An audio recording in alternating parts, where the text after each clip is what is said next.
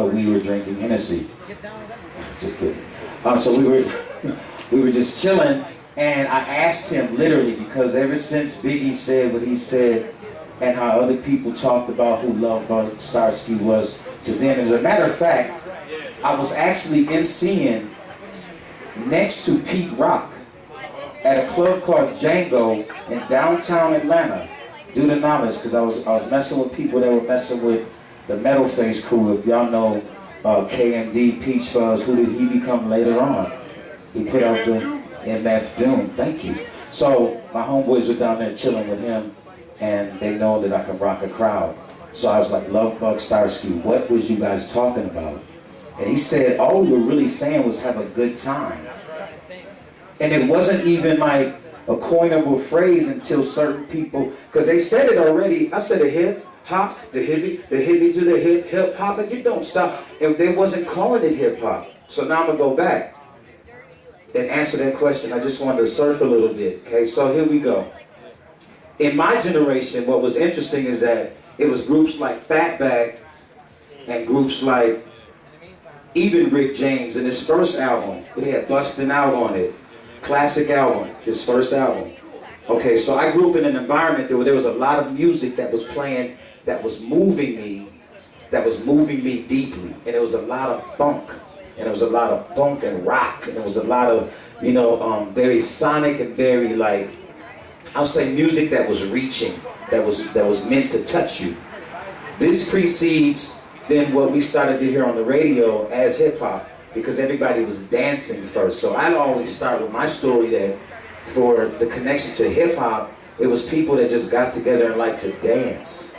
When you would dance in the front room with your aunt and your great grandmother and grandma, and they just wanted to see you move and groove because they were the older generation, and then you know what I'm talking about. They love to see you. So it started with dancing, because that's the most natural thing human beings would want to do. You a baby, you be doing all kind of, you just make shit up. Ain't nobody, excuse me, ain't nobody like telling you, here's how it should be done, because it's a free thing you do. It's a free expression.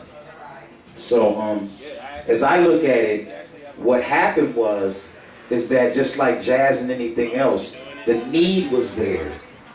The need was there for people to find out another way to talk about things that weren't being talked about out loud enough in public. And so then hip hop became the way to say everything you really wanted to say. And then also, quite honestly, the braggadocio thing was just to like, also it was the other side of that, like I just want to like be recognized, and if I'm gonna talk a bunch of stuff to do it, at least I'm getting recognized. So, but primarily to me it starts like with the vibration of how music really pulses through you and what it does to you. And there's a lot of classic bands like Crown Heights Affair, that was from Brooklyn. I mean, they was from New York. They was from Upper New York, I think like Buffalo, New York or something.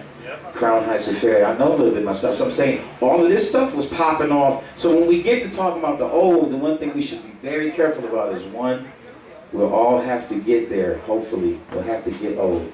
Like I tell my son, I've been 11, bro. You haven't been 46. So I know everything you're on. And as a matter of fact, I can see what you're gravitating towards because you do come from me.